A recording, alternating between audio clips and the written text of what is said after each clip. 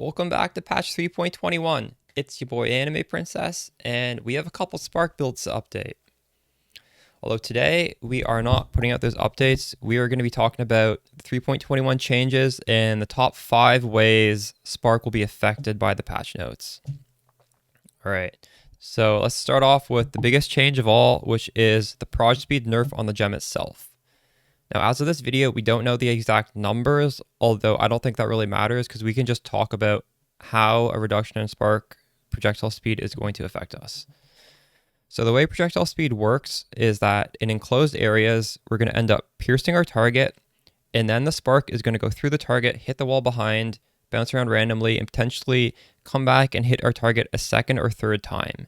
So less projectile speed means it will come back and hit the target less often, which will lower our damage multipliers in enclosed areas, most notably Maven arenas such as Feared, Formed, all those fights.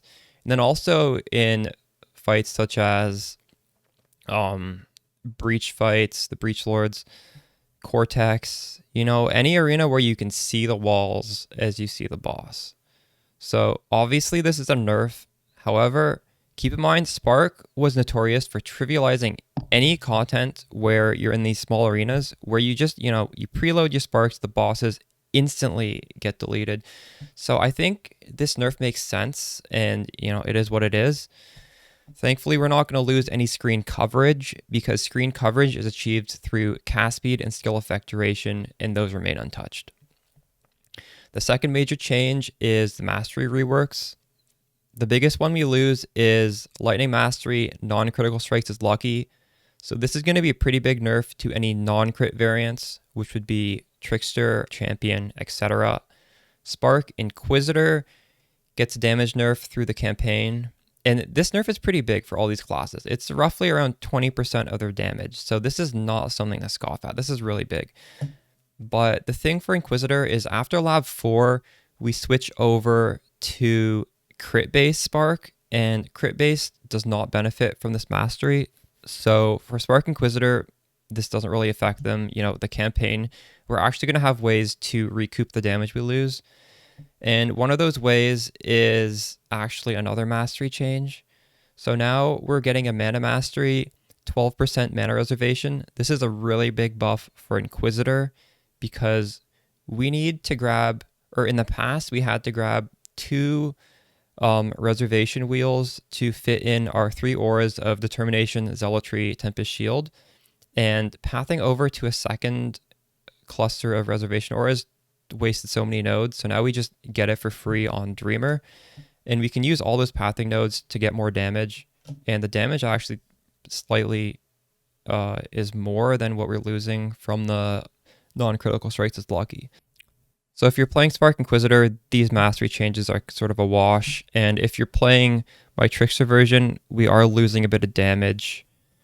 We're losing 20% damage. So just keep that in mind. And finally, with regards to the masteries, we are losing all of the specific reservation efficiency. For example, Grace, Determination, Discipline.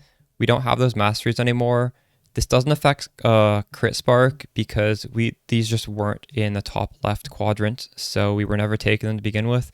And this will affect Spark Trickster, so that's just another reason if you were considering doing the non-crit version, you might want to reconsider and go for Inquisitor, because Inquisitor is sort of like going by untouched with these changes, but some of the other variants, we're going to have to make a lot of compromises with. The third change is the spell weapon recipe. So when we hit level 20, which is around the end of Act 2, we would use the vendor recipe to get a scepter that gave us flat lightning damage to spells. This no longer exists. I think this change is inconsequential for most people because in the middle of Act 3 in the Lunaris Temple, there is a benchcraft recipe that you can grab off the ground, and it gives us the same craft. It's just a prefix with a cost of 4 transmutes to get the same lightning damage to spells.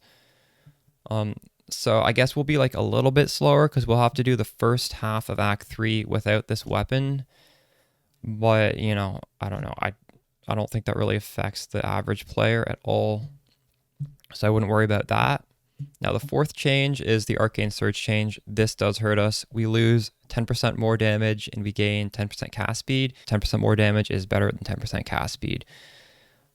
Just keep in mind, Inquisitor has always had a ton of damage, so this Arcane Surge change is going to affect all spellcasters, and I think we are in a pretty good position where we have enough damage that, you know, this is probably not going to be as noticeable as for some other spellcasters. Right, the final change is the Molten Shell nerf. This is something that we had taken advantage of previously. Molten Shell is essentially getting cut in half in terms of its effectiveness. So this is going to make Steelskin look more attractive early on. So once we hit maps, we're probably just going to throw Steelskin on left click and use that for quite some time. And we will still be scaling armor because armor scales so well with Aegis Aurora. So that's not going to change. And once we get 20,000 plus armor, we should start thinking about putting Molten Shell cast damage taken back onto our build. It's just going to be slightly weaker. Time to answer the question, did Spark survive the 3.21 patch notes? Well, the biggest nerf is to Proj Speed, and we still don't know the exact numbers behind that, so this is all just extrapolation. However, we talked about how this will affect our character. It probably is going to be fine because it was nerfing something that we were just stupidly strong at in the first place. So we're not too worried about that, although we are still waiting for the exact numbers. So far as the mastery changes, this is going to hit all the non-crit builds. They're going to lose a significant portion of their damage. This is a pretty big nerf. So Trickster, Hyro, Champion, just anything that doesn't start with crit. So something that's using Elemental Overload with the Lightning Mastery, those are losing a ton of damage. Inquisitor, we go crit pretty early, so I think we get by this unscathed if you're picking Spark Inquisitor. For the vendor recipe for our weapons, this is inconsequential. I suppose another thing here, which I should have talked about earlier, was we are losing one projectile through leveling, and we get that back when our gems max level. So the way that's going to affect leveling is we're going to kill less stuff randomly off to the sides, because when we're leveling with Spark, one of the great things is you're just casting Spark and stuff you're not even aiming at is getting killed, and less of that's going to happen, which means you're going to get a little bit less XP for free on the first day when you're running through the axe. Small nerf, but I mean, you're leveling one day out of the whole league. It's barely worth mentioning, in my opinion. Fourth nerf to Arcane Surge, we lose a bit of damage. This nerfs all Spark builds, and I mean, all the more reason to pick the one with the most damage, which would be Inquisitor. I think we have the damage to spare, but it's a small nerf. The last nerf is Molten Shell. Now, once we get the Aegis Aurora with spell block and attack block, we're just really, really tanky. This is going to be a little bit of nerf in terms of our defenses, but it's not a big deal. I'd say Inquisitor is going to be very strong. I would recommend you guys pick Inquisitor on a league start. If you're adventurous, you can try non-crit versions, but just keep in mind it is going to be significantly harder compared to last patch.